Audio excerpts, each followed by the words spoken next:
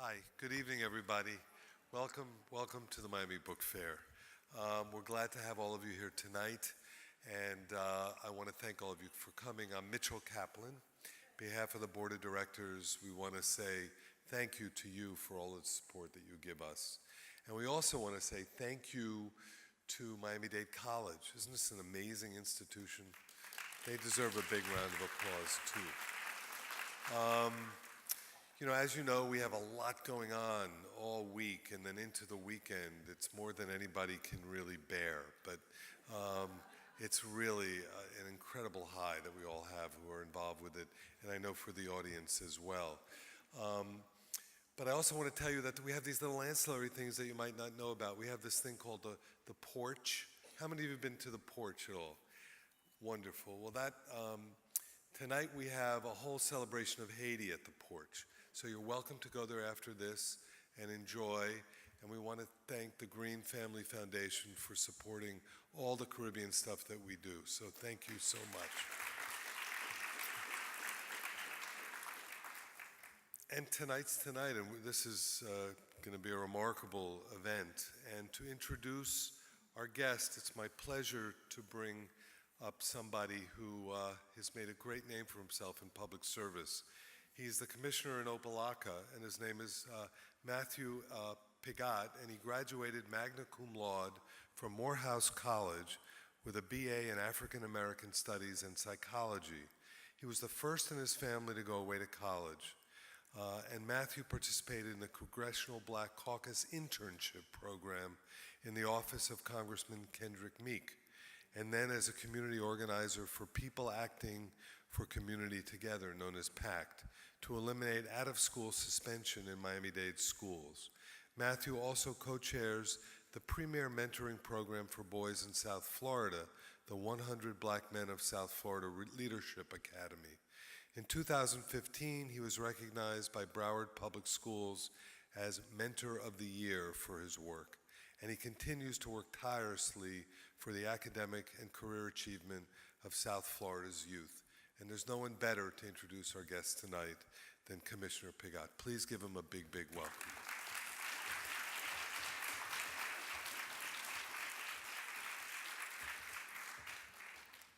Good evening. It is an honor to be here at the Miami Book Fair hosted by Miami-Dade College. It is a pleasure and an honor to be before you. I'm excited about the people we have here today. We have two distinguished authors that are going to come here and have a conversation about their journey, their life, with a particular emphasis on Kwame Alexander. But first I want to introduce Ms. Edwidge Danticat. Was born in Haiti in 1969 and came to the United States when she was 12 years old. She graduated from Barnard College and received a Master of Fine Arts from Brown University. And following the debut of the novel Breathe Eyes Memory, an Oprah Book Club selection, Danticat was gone to be an author and edit many acclaimed and award-winning works of fiction and nonfiction, including Kurt Kratt, a National Book Award finalist, The Farming of Bones, an American Book Award winner, Behind the Mountains, The Drew Breaker, Clear of the Sea, Light, and Brother, I'm Dying, which was a finalist for the National Book Award and winner of a National Book Critics Circle Award for autobiography. Amazing person here today, is very well writer, and she's going to be leading the conversation with Mr. Kwame Alexander. In the back, when I was listening to him, he had a quote that said that the mind of an adult begins in the imagination of a child. The mind of an adult begins in the imagination of a child, and his work speaks to that. As a poet, speaker, educator, and New York Times best-selling author of 24 books, including The Crossover, which received the 2015 John Newbery Medal for the most distinguished contribution to American literature for children. His other works includes the novels He Said, She Said, and Booked, as well as his nonfiction debut, The Playbook, 52 Rules to Aim, Shoot, and Score in this game called life. Kwame not only writes, he is also very involved in the community. He is the co-founder of Leap for Ghana, an international literacy program that delivered books, built a library, and provided literacy professional development to over 300 teachers in the country. We have some amazing people here today. I'm excited to watch and be a part of this conversation. So without further ado, I would like to bring up our guest tonight.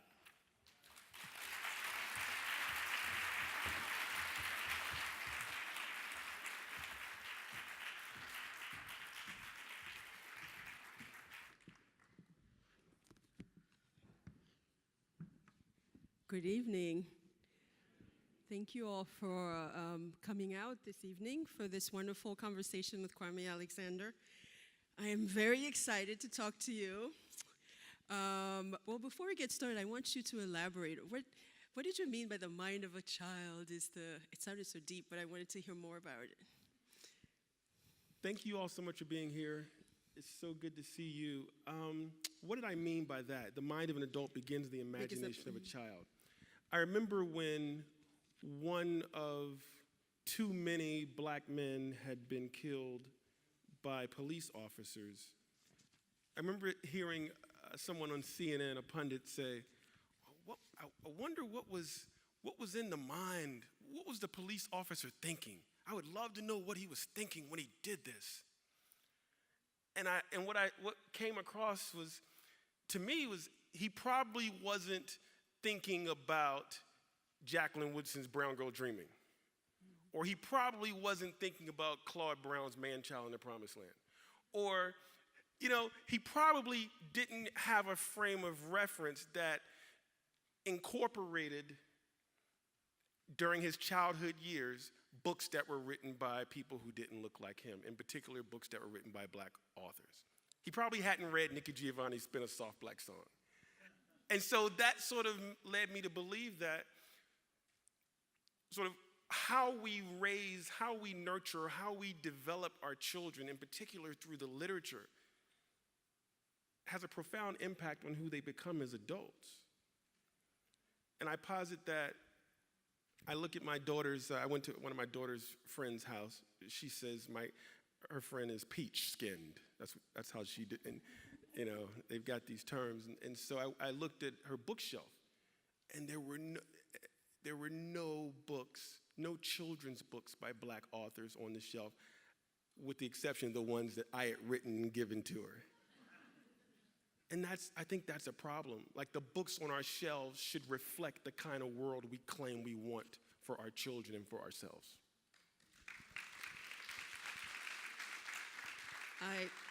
I absolutely agree. I remember a couple of years ago when my uncle died in immigration custody, one of the reasons that I ended up writing a memoir about that situation was I thought that this immigration officer who had to make that decision had probably never heard a story like mine and had never read a book like that. So that's very profound that you would say that we need to begin that so early. I promised myself I wasn't going to start with your origin story questions. That's fine. But yours is so incredible that I felt like we should ask, I would love folks to hear it from you, like how you got started, and please don't leave out the church ladies and the rejections, and feel free to recite as much poetry in between as you want. First of all, I could talk forever. So you shouldn't really ask open-ended questions like that for me. That's why I put in the church ladies. Edwidge and I have known each other for a long time. Your first novel came out in '94, and my first book was published in '95. And I have to share with this story, since we're talking about origin. Edwidge was on book tour for her first novel. Was it Breath, Eyes, Memory? And you were in D.C., and I thought you were phenomenal. I thought you were beautiful. I mean, I still think you're beautiful, but my point is, I was this 20-something kid, and I was like, I gotta get to this event, but I had to work that night. I was a waiter at a restaurant called Bennigan's. And so we know it. And so I could not get to this event. And so I had a friend take a copy of my book, my first collection of love poems and give it to you. And you sent me this really cool letter back. Not a lot of writers, interestingly enough, write letters, especially now. Nikki Giovanni writes a lot of letters. Edwidge wrote me a letter, and I want to say I still have that letter. But that first book was a collection of love poems that I had tried to get published, and no one would publish it. And so I decided to publish it myself. My father, who is here, was a publisher, and so I grew up learning how to publish books, not willingly, but I learned how to publish books nonetheless. And so when I decided I was going to start my own publishing company to publish my love poems, he told me that, he essentially said it wasn't going to work, or he said, you're not going to make any money. And then he gave me a loan for $1,700, which I found to be really interesting. Like, you don't think it's necessarily going to work, but you give me this money. To this day, and afterwards, I'm sure if any of you go talk to him, he'll tell you that he did that intentionally to see if I was really committed to this. This first book of love poems came out. I traveled around the United States with a friend. We went to Fisk. We had read in Langston Hughes' autobiography, The Big Sea, about how he traveled up and down the East Coast from Harlem to Daytona Beach, ending at Bethune-Cookman. And he had sold his poetry, The Weary Blues, and the artist had sold his artwork. So I was like, I'm gonna do that. And so we traveled around the country. We went to Fisk, we went to Chapel Hill, to Duke University, went to colleges, churches, metro subway stops, and selling books and reading poetry and selling artwork. And we ended up, and this is what you're referring to, we ended up in a place called Los Angeles, at a place called Maranatha Community Church. And I had about 160 books. I had printed 1,000. This was after about 8 months. I had sold about 840 books. And so the church had agreed to let me sell books in the church gift shop. And at the end of the service, the pastor asked me to come up and share a poem in the congregation, which was really interesting because, again, I wrote love poems, and many of them were suggestive. But I said yes, and I went up into the pulpit, and I am not a slave, yet I know I am whipped. I have never been to Canada, yet I hope to cross your border. I have never traveled underground, yet the night knows my journey. If I were a poet in love, I'd say that with you I have found that new place where romance is just a beginning and freedom is our end. Right? And those church ladies said, hallelujah. And I sold 160 books and could have paid my father back, but I didn't. But that was sort of the first time I knew. That was 95. It was September 95. That was the first time I knew that this thing could actually work, that perhaps I could be a writer and I could make a living from it. And then traveling towards Solo, your newest book, but The Crossover, which is your Newbery-winning novel, was rejected 20 times, right? Right. Yeah, The Crossover was book number 15. And it was actually, people ask, well, what inspired you to write that? Kids love to ask that question, what inspired you to write it? And I wish I had like a really, deep, profound answer. But the truth is, an editor at a publishing house approached me and said, you should write a book for middle school students. And it should be about basketball. And it should have a boy as the main character. And then you should use poems to tell the story. She essentially gave, and I said yes. She gave me this idea. And she ended up rejecting it 3 times. But she gave me this idea, and so I spent 5 years with that book in Washington, D.C., in Virginia Beach, where my parents were, I wrote some of it in Tuscany on a writing fellowship. I wrote it in Brazil. Like, I wrote it around the world. 5 years I spent with this book, and knew that it was going to be something special despite the 20-plus rejections that I had received from pretty much every publisher. And here's how I knew it was going to be a special book. Number one, I loved it.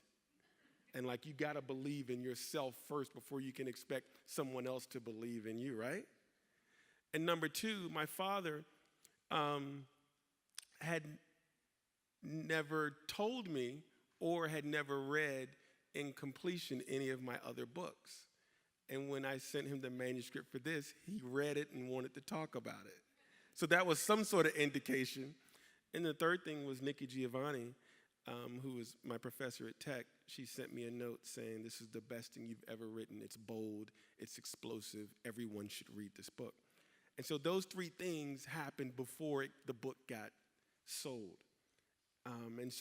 And my wife, of course. My wife constantly telling me over those 5 years to sort of, don't let the no's define you. This book, if you feel it's that good, it's good. So she believed in me. So all those things sort of collided, and I knew that eventually it would be published, even if I had to publish it myself. And from the crossover to, I'm skipping a bunch of picture books too, but to Booked, which is then about soccer. Were you a soccer star, a young person? And all those books, they're all written in verse, which I thought, since I had to reread for this, I'm like, because you could read those very fast, right? Were you thinking about a certain kind of reader when you're writing these books? Because you don't miss out on anything, but the verse also makes it more appealing to, say, to reluctant readers, and it has the beauty also of the form, because in the basketball book, there's also there's rap, and in Solo, which we'll get to, there's songwriting. So it feels true to the form. But do you have a particular reader in mind when you're choosing form for your narratives? I'm writing for me when I was 12 years old, or when I was 17, and I'm writing for the kid in me. Like, what would I would have wanted to have read when I was that age, as opposed to the books that I was being given to read by my parents, like Pedagogy of the Oppressed, or Wretched of the Earth, or Black Skin, White Masks. Those were helpful, though, you have to As say. a 12-year-old, they were not helpful. To like the cool factor, they were not helpful. And so what would I have wanted to read when I was that age, instead of some of those books, which I certainly see the value in now, but as a 12-year-old, I didn't want to have to read. And so I start from that premise. And I know from the poetry and the storytelling of my mother, who read to us Spin a Soft Black Song, who read to us Lucille Clifton, who read to us Dr. Seuss, and how engaging those books were for us as children. I know that poetry can sort of be that bridge to engage readers across the spectrum, whether they are reluctant or whether they are already sort of avid readers. And so I knew when I started writing novels that I was going to use verse to tell these stories. The first novel I wrote wasn't verse. It was a book called He Said, She Said. And as I was writing this novel, I began to incorporate love poems and like these really, it's a young adult novel. And I began to incorporate these sensual love poems, and my editor said, we don't want any of that flowery stuff. Take the poems out. And I was like, what? And so I ended up not, having, I think maybe there's one poem in that book. But when I got the chance to really sort of, write from the experience and whatever expertise I had garnered from Nikki, I knew that this was going to be the way to tell these stories. As far as Booked, again, that novel came to me because some fifth graders in Bethesda, Maryland, at a book signing for the crossover said, "Mr. Alexander, can you do a book about soccer? You always say yes." And so one of the kids invited me to his futsal tournament, which is indoor soccer. And at the soccer tournament, his team was playing a group of girls. It's 5-on-5 soccer on essentially a basketball court. It's fast. The ball is zipping and zooming. And so they played a team of girls, and they got beat, and they were crying. And I was like, whoa, look at this drama. And that was the moment where I decided I'm going to capture that energy in a book, not to mention that soccer is the most popular sport in the world. And if I can find a way to talk about family and friendship and crushes and all the things that matter to, yes, boys and girls, then I'm going to do that and use sports to sort of be the hook or to frame it. So Solo, your newest book, leaves the sports world and goes into rock and roll.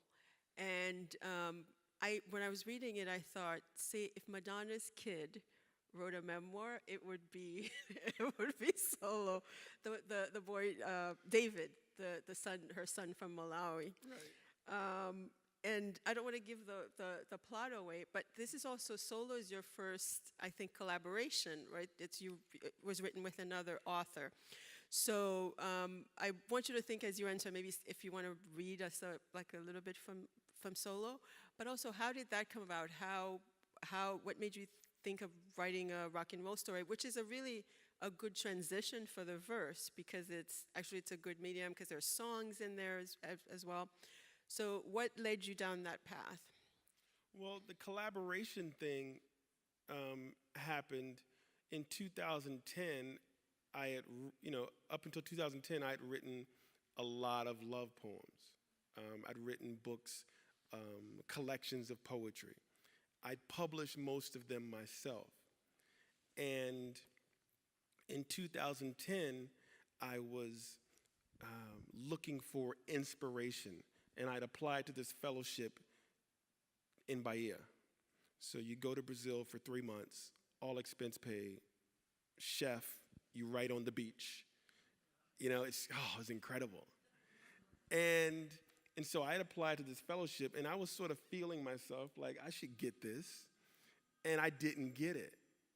And I was just devastated because I was looking to this as some sort of inspiration to catapult me into this next phase, whatever it was going to be. My daughter was a year and a half, so I had been reading a lot of children's books to her. A lot of Mo Willems. And so I didn't get the fellowship, and so the next morning, I told my wife I'm going to start my own fellowship. Right? Like, who does that, right? She must have been thrilled about that. Well, she had come to expect these types of whimsical things from me, decisions on the fly, but it wasn't on the fly. I had thought about it in my dreams that night.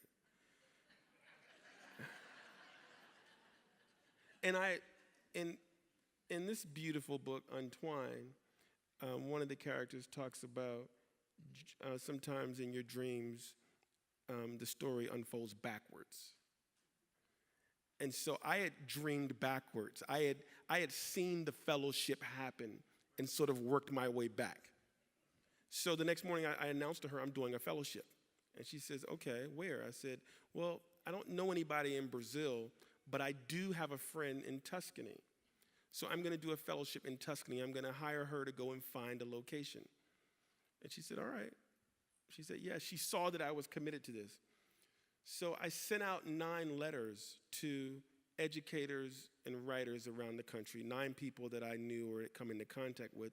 And the letters all said, dear so-and-so, you are the recipient of the inaugural Kwame Alexander International Fellowship. Did you get one of those letters? To study and write in Tuscany for 3 weeks. All expense paid. You just have to show up. The villa's paid for. None of this stuff was done. But I had already worked my way. I had seen it. And so 9 months later, I had raised the money. and we all arrived at a villa in a small town called Ortomino in Tuscany. And we had a pool, surrounded by vineyards. Every morning you saw the sheep. I mean, it was a beautiful place. And we wrote together, we read together, we laughed together, we argued together, we drank together, we danced together for 3 weeks. And it was about me trying to have an experience. You know, you talk about bottling inspiration. I didn't know exactly where I was headed, but I knew I needed to have some sort of collaboration with other like-minded people who were going somewhere with their creativity, with their vision, with their writing. And so on that trip, I ended up writing a great portion of the crossover, as well as my first children's picture book called Acoustic Rooster, which is about a rooster that starts a jazz band with Duck Ellington and Mules Davis. So I left that trip feeling inspired and knowing that as a part of my journey as a writer, I needed to surround myself with people who were as invested and committed in writing, in changing the world one word at a time. Like, I knew that, and I was in a zone. And so that's what I did for the next 7 years. And 4 years ago, I started a writing group with 4 friends in Herndon, Virginia. One of them, her name is Mary Rand Hess. And one day she came to me and she said, Kwame, I'm writing a book about rock and roll music, and I think it should be set in Ghana. Do you want to write it with me? Yes, was my answer. And so my answer was yes, because rock and roll was the soundtrack to my high school years. High school was all about Tina Turner and the Police and St. Elmo's Fire and Say Anything, holding the stereo box, the boom box up. Remember Lloyd Dobler doing that, y'all? So rock and roll was the soundtrack of my life. For Mary, it was about Metallica and Guns N' Roses. Like, she was hardcore rock and roll. And so we kind of got together and decided we were going to write a tribute to this music that defined our high school lives. We were going to do that by telling a love story, and we were going to do that by talking about this journey that I had been making to collaborate overseas in different places with writers and like-minded people, in particular, the work that I had begun to do in Ghana, West Africa. That's a long way to answer that question. Do you want to read? Do you have some of it memorized, or you want to? I wish I did. While I was writing solo, I was in. Don't read my notes in there. Okay, don't read your notes. Why did he write this poem? While I was writing solo, I was in Philadelphia for a 3-week span, and I was visiting schools in Lower Merion and Radnor, and I was in an independent bookstore one night after dinner, and I come across this book by Dylan, and the book is this big, and it's every Dylan song with a story behind it. And I was like, I bought the book. I tried to expense it to my publisher, but it didn't work. So I read the book, I read most of the book, and decided that this was going to be something that I wanted to involve in this book about rock and roll music and coming of age and identity. And that was all the songs that I was mentioning. I wanted to tell you the story behind it. Track 3, Crossroads Blues, rocker Robert Johnson, album The Complete Recordings, label Vocalion, recording date November 1936, studio Gunter Hotel in San Antonio, Texas. Youngblood, don't you know rock and roll is just the blues minus the hope? Plus a bunch of screaming electric guitars. All these good old boys just borrowed from gospel and the blues, but don't tell them I told you so. Zeppelin, Clapton, all the greats, they just channeled Howlin' Wolf and Chuck Berry and the original Robert Johnson. Did you know before Robert Johnson was called one of the fathers of rock and roll, he stood at the crossroads and sold his soul to the devil, traded in his eternal residence for guitar playing powers that would rock the world? Sounds like my father. So there are these track poems. There are about 16 of them. Thank you. And then I told you this is a love story. And so I will read you one of the love poems. The main character's name is Blade. His girlfriend's name is Chapel. She is the great song in my life, the sweet arpeggio in my solo. Her lines bring color and verve to my otherwise crazy life. Without her, I'd be a one-man band with a played-out sound and no audience. The magic we compose is endless, immortal. We could play together for centuries if I'm lucky. And I love the music our bodies make when we're dancing. But there is one thing about my girlfriend I don't understand. She says she doesn't believe in sex before marriage, but she never wants to get married. When I ask her where is all this going, then she likes to get real close, eyelash close, and say things like, let's live in the moment, babe, or we don't need labels. And then she kisses me like we own the world and nothing else matters. It's funny how going nowhere feels like it's going someplace fast. All right, thank you. So I want to open up soon for audience questions and as many young people as possible. But I want to ask you before, with your book a day. Book in a day. Book a day. Can you tell us a little bit about that? Because it's a very wonderful project that you're part of. Book in a Day started in 2006. I had received a call from a teacher in Detroit, Michigan. Her name is Dana Davidson. And she's also a young adult novelist. And she taught at a high school called Cass Tech in Detroit. And she called me and she said, Kwame, my AP English teachers, my AP English students have written great articles and poems and stories all year, and now I want to reward them with a book. I want to compile all their work in a book. Can you publish their book? And I owned a publishing company for 11 years, and I said, sure. And I said, well, bring me in to do a residency. And she said, okay, I'll bring you in for a week.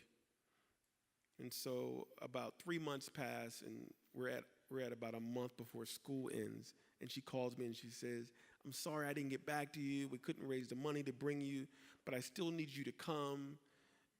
Can you come for a day? And I don't want you to publish the book. I want you to teach my students how to publish their work into a collection. And I don't have any money to pay you. And she was a friend. So I said yes. And I showed up at about 7:30 a.m., and she had a 200-page manuscript. And her first class, she had 5 classes. Her first class of 30 kids, I had them proofread the entire manuscript. It was sort of an assembly line. They redlined the manuscript. Another half, and that was one half of the group. The other half input the changes. The next class, they came and they came up with a title for their book, and they designed the cover. And I'm coaching and guiding them on the fly. And each class is becoming sort of a department in a publishing company. And by the end of the day, we had a PDF file that we mailed to a printer, we emailed to a printer, and 2 weeks later, paperback books came back of this student collection. They called it Unspoken. And the kids got dressed up, they had a book signing. My wife says, Kwame, you just helped these kids publish a book in a day. You should offer this to other schools. So over the next 9 years, we offered this program to 46 high schools around the United States. And then we got a call from a middle school in Virginia that said, can you do it with our 7th graders? And of course, the program worked because high school students were able to sort of take ownership and design a cover and order a barcode and proofread text and write a front matter introduction and dedication and acknowledgments. 7th graders could never do that, but I told her yes. And these kids published a book called Winter Coat. And we did the program in 20 middle schools around the United States and the Caribbean. And then I got a call from a third grade teacher in Hamilton, Ontario, and he says, I work with third and fourth graders. We love your book in a day program. Can you come and do it with our elementary school kids? And I was like, third graders are never going to be able to design a book cover and order a barcode. They're not going to understand that concept. The answer is yes. And so these kids publish a book they call Hatching Hope. And they call it Hatching Hope because they feel like their words can bring hope to the world. And so over 9 years, we did the program in 76 schools. And every school, every student published. And I think it was a great activity and exercise in saying yes to what's possible. It wasn't necessarily just about them publishing a book, which was great because they took ownership in the writing and the publishing process, and many of them understood the value of becoming, of reading, and many of them became more engaged in literacy and literature. But the biggest thing for me was, if you can publish a book in a day, then anything is possible. Never let anyone define you and your possibilities for yourself. You've got to be able to do that.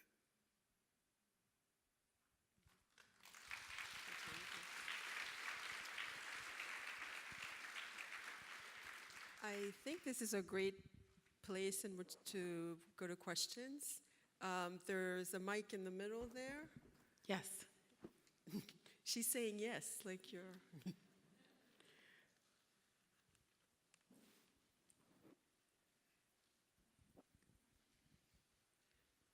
Can I be like, I should be like a teacher and call on some people. I know enough people in the crowd to do that.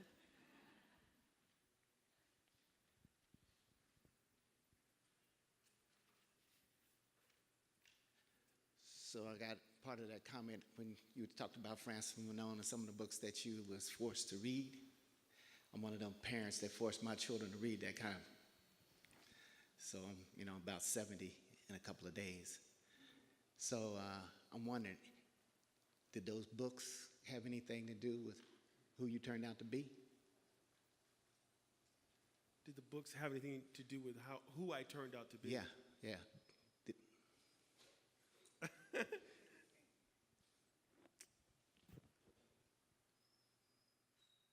Two answers. The book, it had everything to do with who I turned out to be.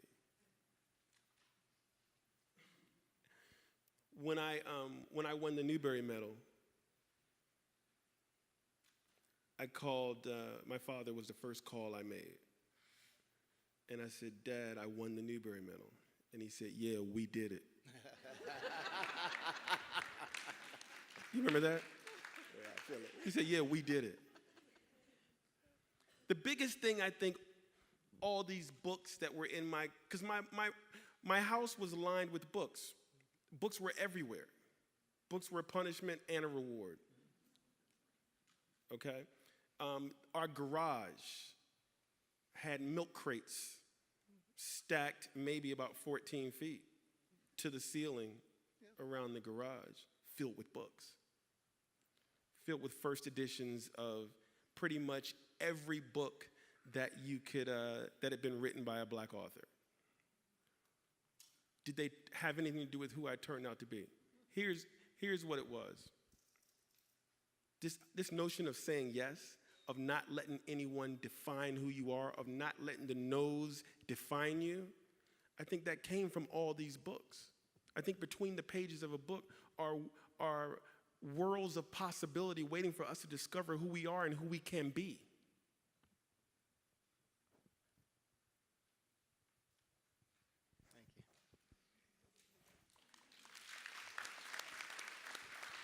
Thank you. You've referred a lot to saying yes. I think I want to point folks to your TED Talk about it's called The Power of Yes. Is it? Yeah. It is. It's called The Power of Yes. It's really, it's worth watching. It's funny and inspirational. so that they can get the full saying Right. yes. Thank you. Hi. Okay, it's a pleasure to be here. Thank you for coming here. My name is Fedeline Camille. I'm a student here at the Honors College at Wolfson campus. And my question is, when you're writing a book, what message do you want to send out to the world? If there isn't a message through your books, what legacy do you want to leave behind? Here's a great question. I think ultimately in all of the books, well, not all of them, but the ones I've been writing lately are all about the importance of valuing family, especially for children. You know, that at the end of the day, the most important thing, the thing you can count on unconditionally should be and is family. Yeah. Thank you.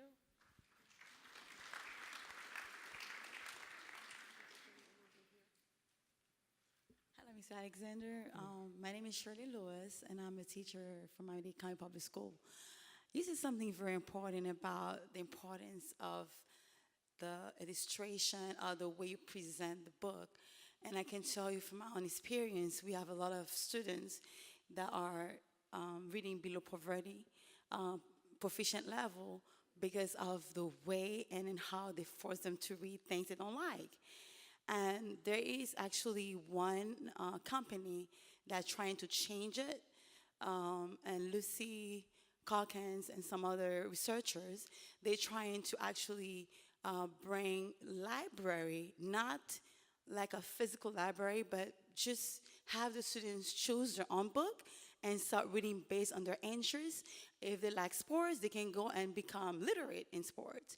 So do you have, because not everybody gonna have access to your book, but in the educational department for teachers, do you have a workshop or any articles that you already published about have changing the image of literacy, so we can have more literate students in our society, so they can actually know what to do in the classroom and are forcing kids to read what they don't like?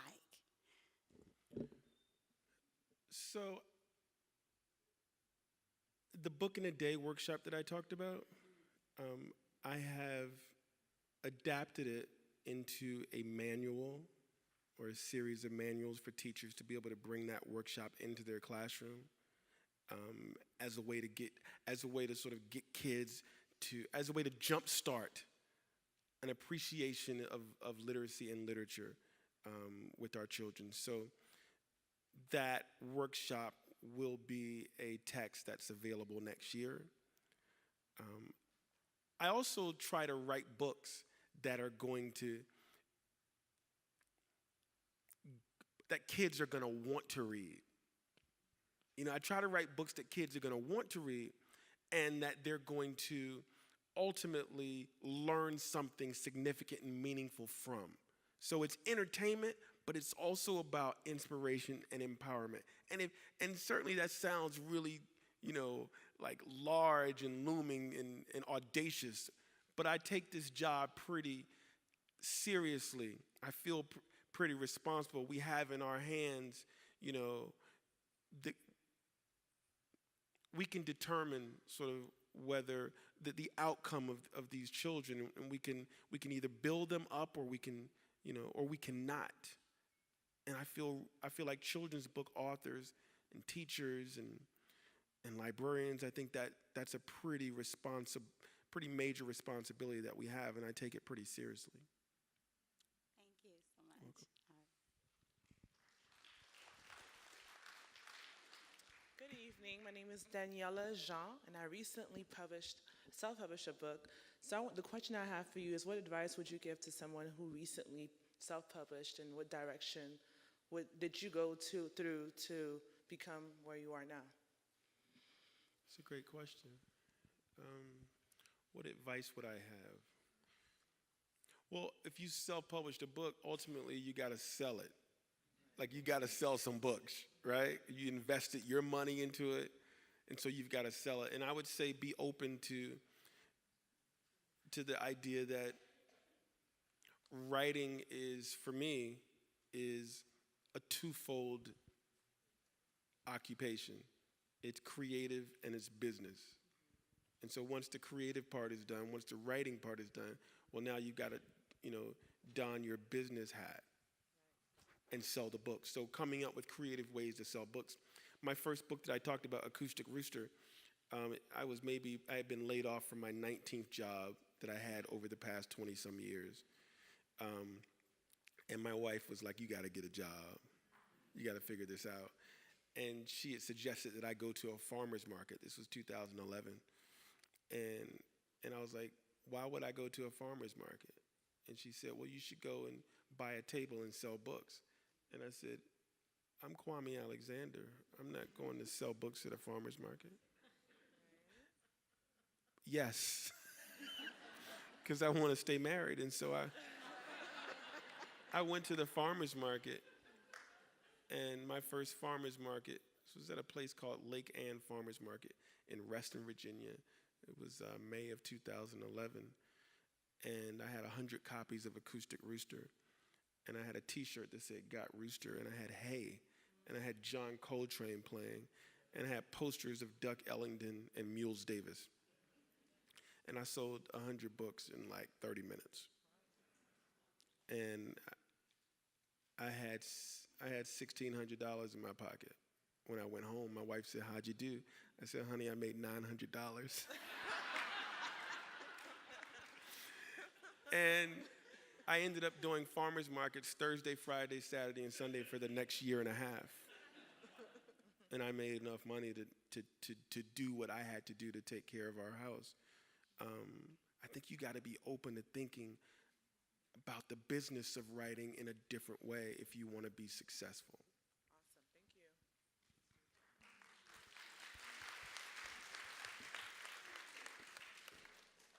you. When you write a book, do you have to dedicate it to the person that gave you the idea or to the person that helped you publish it? That's a great question. It's nice to acknowledge the people who gave you the idea. And it's certainly nice to acknowledge the people who were there to support you and helped you publish it. That's always a good thing to do, to acknowledge those people. When you dedicate a book, usually you're dedicating it to someone who you feel this particular book has a connection to or with. You know? And so with the crossover, it's a book about relationship between parents and children and between children and siblings. And I felt like I had a really cool childhood. Like I had some great parents. And so I wanted to dedicate the book to them. Does that answer your question? Yes. Thank you.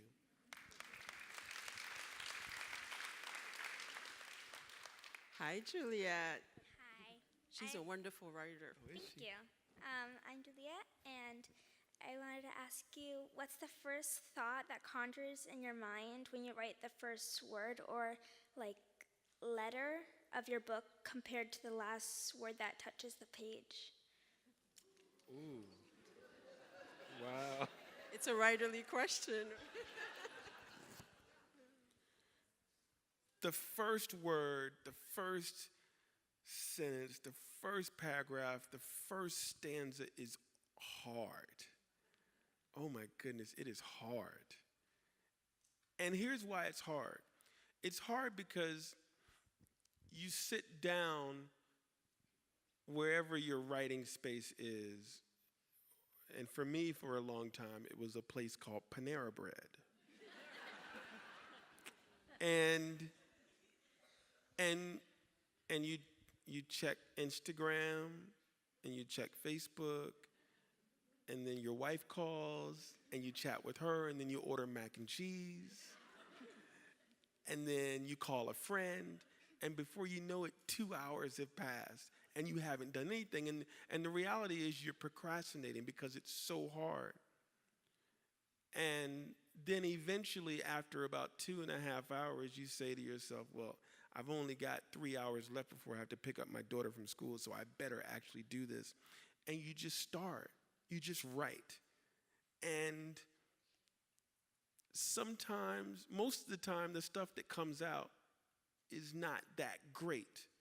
But you have something to work with. And you're able to then go back, and it feels great. When you get to the end of the book, you don't want it to stop. I don't want it to stop. I'm in a rhythm now. When I finished writing several of these novels that we've talked about tonight, I sat in Panera Bread and cried. It was that bad. I was in a rhythm. It was feeling good, and you don't want it to end, and so it's a lot easier. And I was crying, and people were coming up to me like, is something wrong with the mac and cheese? So, yeah, that last word on the page is hard because you don't want it to end, but you're in a rhythm then. Great question.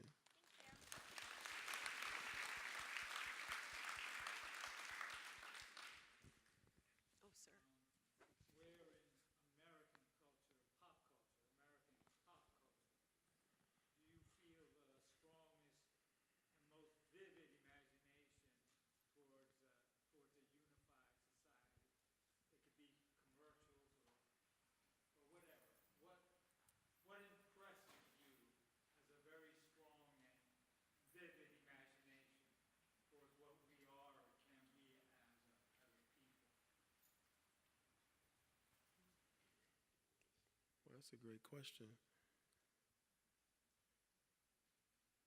Jazz? What did Wynton Marsalis say? Jazz is sort of American democracy personified.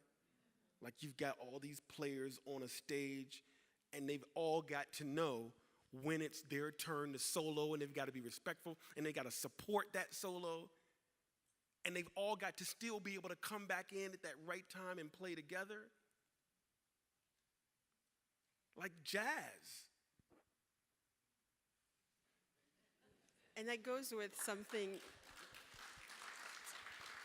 When I didn't discover jazz because rock and roll, so it was gospel. My father was also a Baptist minister. Then it was sort of rock and roll, Michael Jackson, Prince. And then in college, and I hadn't been exposed to jazz. When I got to college and I came home for a spring break, I was in my attic, and I like to meddle, my grandmother said. He's always meddling and stuff. I love going in drawers and looking under beds. So I was in my attic meddling. I was just looking at stuff, and I found these crates of records. And the records were like Sketches in Spain, Miles Davis, Nancy Wilson and Cannonball Adderley, Ella Live in Berlin, Duke Ellington, Take the A Train, Ornette Coleman, Dave Brubeck, Take 5. And I was like, okay. And I had a record player in my dorm, in my apartment at college. So I borrowed the records. The records apparently had belonged to my father because at the top of the record, they were stenciled property of the Big Al. The Big Al was my dad's name in the Air Force, and I guess to label your property, you use stencils back in the day. So I took several of these albums back and fell in love with, Ella singing, I've Got You Under My Skin, so deep in the heart, you're really a part of me. I mean, I just fell in love with, Bossa Nova and Oscar Peterson playing Wave. I fell in love with jazz music, and I would invite girls over and play jazz music, and they would think I was so sophisticated, because first I was writing love poems, and now I'm listening to jazz music. And I fell in love with jazz music. That has nothing to do with the question. But I needed to sort of tell that story. But jazz, I think, it would be my reference in pop culture about, that is a metaphor for where we need to be as a people, as a country.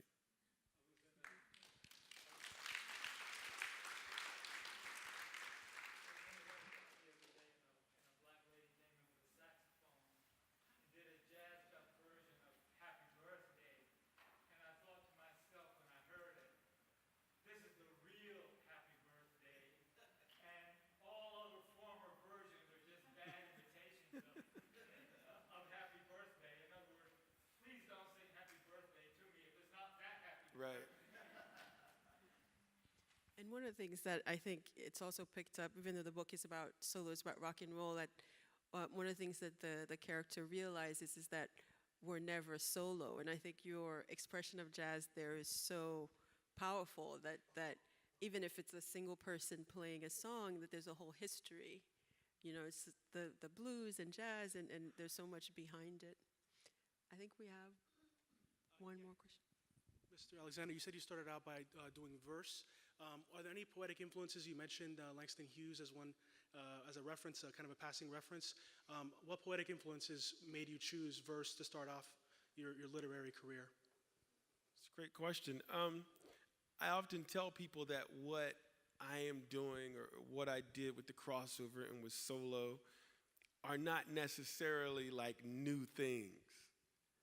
Like I really just borrowed from the poets that I had learned from and tried to, adapt for my audience. But certainly when you talk about wit and conciseness and musical rhythms in your verse and social commentary and just this clever way of entertaining folks through sparse, concise text, but at the same time offering them some serious inspiration. That's Langston Hughes. That's Sonia Sanchez. That's Hakeem Adabudi. That's Amiri Baraka. That's what that is. When you think about the playfulness of the words of an E.E. Cummings poem and how his poems just don't behave, I carry your heart in my heart. When you think about these poems, like I'm borrowing in those traditions, of trying to write with that kind of energy and that kind of verve and that kind of excitement. And so some of that is also spoken, like how's the poem gonna sound when it's spoken? A quick shoulder shake, a slick eye fake. Number 28 is way past late. He's reading me like a book, but I turn the page and watch him look, which can only mean I got him shook. But him was real cool. Him was refrigerator cool. Him was so cool. I mean, so I'm just borrowing from these poets that I read and learned from. So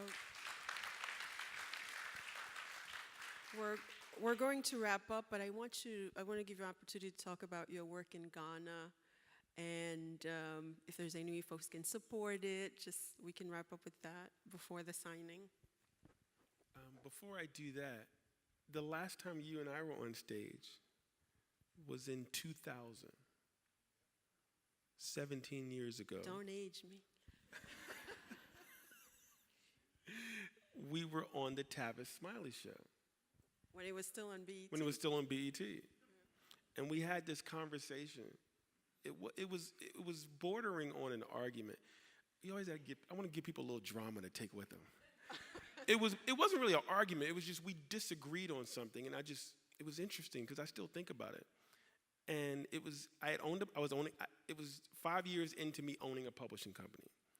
And Tavis asked us, what do we think about the street fiction or the urban fiction that was being published then? There was a plethora of books that were being published, and people were buying these books, grabbing them. And do you remember what you said? I don't, but I hope it was generous. That's the thing. Like, you were so generous. Oh. You were so generous. I mean, your response was just, it was that. It was if people are reading. We can't find too much fault if people are reading. And I was like, no. What are they reading? And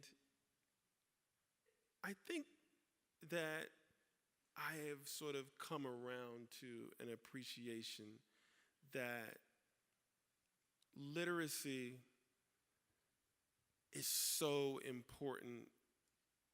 And when you don't have it, as you can see, we don't have functional levels of it. It can be devastating, as you can see in our White House. And so Ghana was an opportunity for me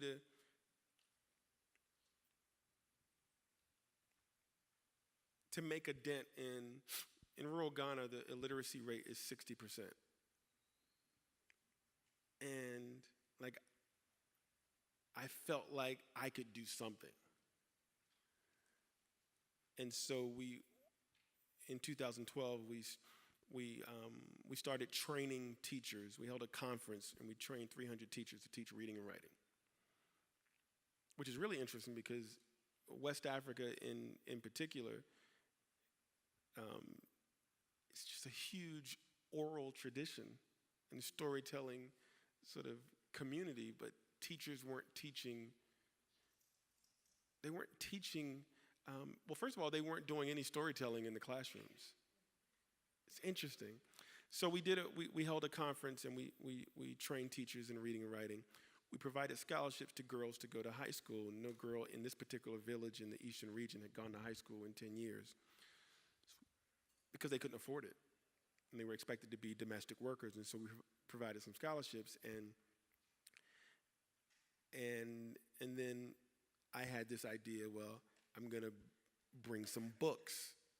So I read a copy of my acoustic rooster book to all 200 school children in the village school.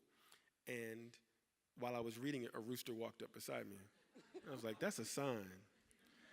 And so I decided to galvanize some efforts and bring books back. So we brought about 5,000 books over 2 years. So I'm feeling good, and all the books are being shoved into this storage closet. And so when I come back, the books are sort of dusty. Nobody really ever goes in there. And it's sort of the reality of trying to change the world, but you got to really deal with the the minutia, the details to make it work. And so I was like, well, let's build a library. This is the next step. We need a library for this village of 200 children, 300 people called Conco. So we decided to build a library. And I began to raise money. The website is leap, L-E-A-P, global.org. So I began to raise money, and we're going to cut the ribbon in August of 2017, and I'm excited, and I'm taking 25 people with me, and so the library is going to be huge with these beautiful columns that the architect designed, and so we arrive on July 31st in Ghana, and on August the 3rd is the ribbon cutting for the library, and it was called the Nikki Giovanni Memorial Library, because Nikki came with me twice. But Nikki called me and said, I don't want my name on it. I don't want people to think this is just me. Like she's like you. She's so generous. You can see why you all are friends. And so on August the 2nd, I decided to go to the village to just see for myself how things are going and make sure the sign is out front on the Conco Memorial Library. And I get to the village, and there is no roof. And the floor isn't done. And it's essentially about 50% complete. And I have 25 people that I brought over to Ghana who are coming the next day to cut the ribbon. So now I'm freaking out, and I don't know what to do. And so I tell myself, well, we're going to adjust, and we're going to call this the ribbon cutting for phase 1. So everybody gets on the bus. Now, mind you, I've taken money, and people have been donating. And we get on the bus the next day, and we all go to the village, and I've told everybody it's phase 1. It's not completely done, but it's looking great. And we get there, and the columns are beautiful, and everything's looking like externally like, wow. And they put some facsimile of a roof up, And we have the ribbon cutting on phase 1. and everybody's excited, and the children are there, and they're sitting on the steps, and you can see it. You can see the children's section. You can see the resource center where the laptops are. You can see where all this stuff is going to be. You can dream, you can envision it, but it's not there yet. So afterwards, we're about to leave, and I go talk to some of the elders, and I'm like, what's up? You know, why wasn't the library done? You know, what's going on? Yeah, we put money into this. And they say, oh, we're getting on it. We're going to have it. And I say, all right, well, it's just frustrating. And I say, did you not want the library? And they say, yeah. And it was sort of like, yeah, we could use it or not. And so I say, well, is there something else you wanted? And he says, well, we could have used a health clinic. And in that moment, it hits me. You want to save the world, you have this tendency as Westerners to go over and think you're changing and saving the world, but you never asked them what they wanted, what they needed.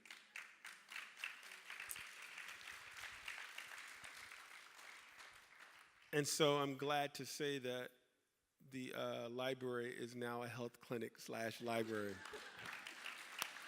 Thank you. What a wonderful place to end. Thank you so much. Thank you, Edwidge. Oh. You want to share it? She want to share it? Juliet, come share. Oh.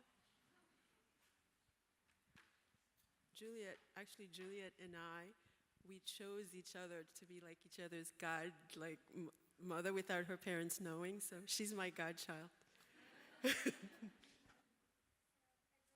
You need the mic, Julie.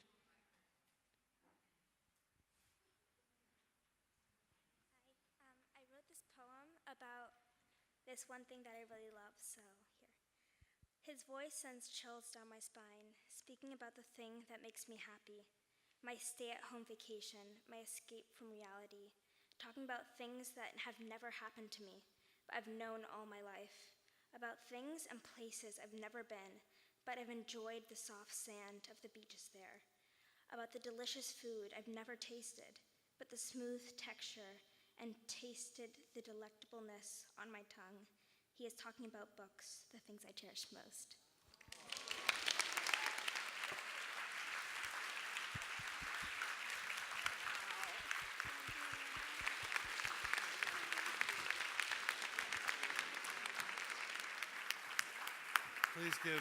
Please give Kwame and Edwidge a big, big round of applause.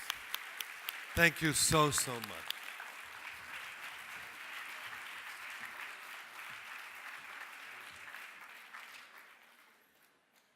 Now there will be a signing out to my right, and we have plenty of books out that way. So enjoy, and don't forget to check out the porch too if you'd like. Thank you very, very much. We'll see you in just a little bit.